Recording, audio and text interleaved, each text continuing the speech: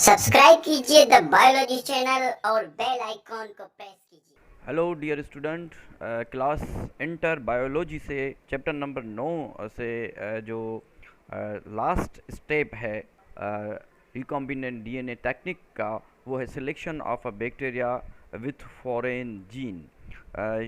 ये जो हमने फॉरेन जीन इस बैक्टीरिया में डाला था, ह्यूमन का जो जीन हमने डाला था इस प्लास्मिड में, और इस प्लास्मिड को हमने तैयार किया था एज ए रिकॉम्बिनेंट मॉलिक्यूल, और इस रिकॉम्बिनेंट मॉलिक्यूल को हमने वापस इस बैक्टीरिया में डाला था और उस बैक्टीरिया को हमने ग्रो करवाया था मीडियम में। अब इस जो हमारे वाला जो बैक्टीरिया है जिसमें हमारा डिज़ायर जीन, जो हम जीन चाहते हैं, जो भी हम कॉपी बनाना चाहते हैं, वो भी मौजूद है। और इसके साथ इन्वायरमेंट से आने वाले कुछ और बैक्टीरिया हैं, और यहाँ इसमें कुछ और किस्म के भी बैक्टीरिया इसमें मौजूद हैं। तो इनमें से हम अपने वाला बैक्टीरिया किस तरीके से सिलेक्ट करेंगे, इसको ज़रा सा देखेंगे कि इनमें से हमारे वाला बैक्टीरिया कौन सा है।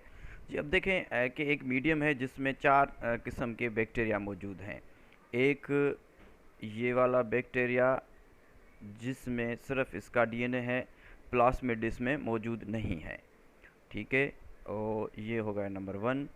नंबर 2 बैक्टीरिया, ये बैक्टीरिया है जिसमें इसका अपना डीएनए मौजूद है और इसके साथ प्लास्मिड भी मौजूद है, और प्लास्मिड में एम्पिसिलिन, ठीक है, और लेक जेड जीन भी इसमें मौजूद है। ठीक है, और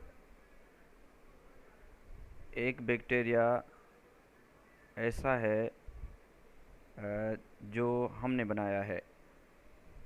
इस बैक्टीरिया में इसका अपना डीएनए है और इसमें जो हमारा रिकॉम्बिनेंट मॉलिक्यूल वाला डीएनए भी मौजूद है। ठीक है, अब तीन किस्म के आपको इसमें इस मीडियम में बैक्टीरिया नज़र आ रहे हैं। ये ऐसा मीडियम है जिसमें कि 3 किस्म के बैक्टीरिया मौजूद हैं। ठीक है, एक ये सादे वाले बैक्टीरिया हैं, ठीक है, एक ये जो कि जिनमें के प्लास्मिड मौजूद है। ये क्या है? ये है प्लास्मिड। ठीक है, अब देखें इस मीडियम में अगर हम एम्पिसिलिन देंगे, एम्पिसिलिन हमें पता है कि एम्पिसिलिन एंटीबायोटिक है। अगर इस मीडियम में हम ये एम्पिसिलिन वाला मीडियम है, तो आप देखें कि एम्पिसिलिन एंटीबायोटिक का रेजिस्टेंस किसके पावर है? रेजिस्टेंट यहाँ पे मौजूद है, एम्पिसिलिन रेजिस्टेंस इसके पास मौजूद है। तो और इसके पास भी एम्पिसिलिन रेजिस्टेंस यहाँ पे मौजूद है, यहाँ पे भी एम्पिसिलिन रेजिस्टेंस मौजूद है। ठीक है, इन दोनों के पास एम्पिसिलिन रेजिस्टेंस पावर, दोनों के पास एम्पिसिलिन रेजिस्टेंस पावर मौजूद है। तो ये वाला जो बैक्टीरिया है, ये एक मैंने बनाया है, ऐसे बहुत सारे बैक्टीरिया होंगे। ये वाले बैक्टीरिया इस मीडियम में सर्वाइव नहीं कर सकेंगे और ये बैक्टीरिया मर जाएंगे। बाकी बैक्टीरिया 2 बचे, एक हमारे वाला जो हम चाह रहे हैं, और एक इसके साथ और भी है जिसमें प्लास्मिड मौजूद है, मगर इसमें हमारे वाला ये वाला जीन्स मौजूद नहीं है। अब ये जो लेक जी जीन्स हैं, इनका क्या काम है? इस मीडियम में जो है एक और चीज़ है जो कि मॉडिफाइड शुगर है, और इस मॉडिफाइड शुगर का नाम है एक्स गाल। जो मॉडिफाइड शुगर है, ये जो मीडियम है ये कंटेन कर रहा है एक्स गाल मॉडिफाइड शुगर। ये हाइड्रोलाइज होगा। एक मिनट में कलर चेंज कर लूँ इसका। तो ये जो है ये जो है हाइड्रोलाइज हो जाएगा किसके साथ?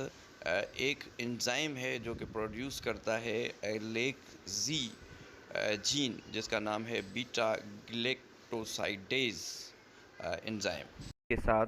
तो ये वाले जो बैक्टीरिया हैं ये ब्लू कलर देंगे, दे प्रोड्यूस ब्लू कलर। ये कौन सा कलर देंगे? ये कलर देंगे ब्लू।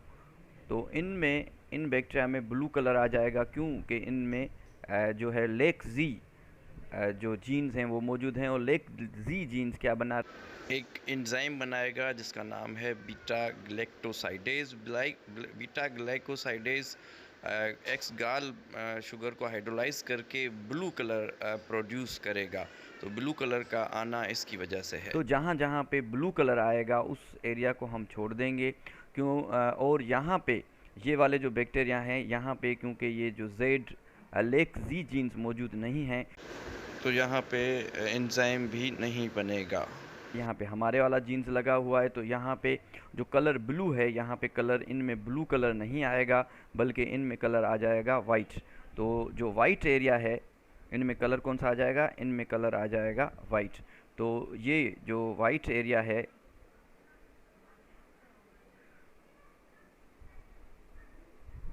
यहाँ पे कलर आ जाएगा वाइट।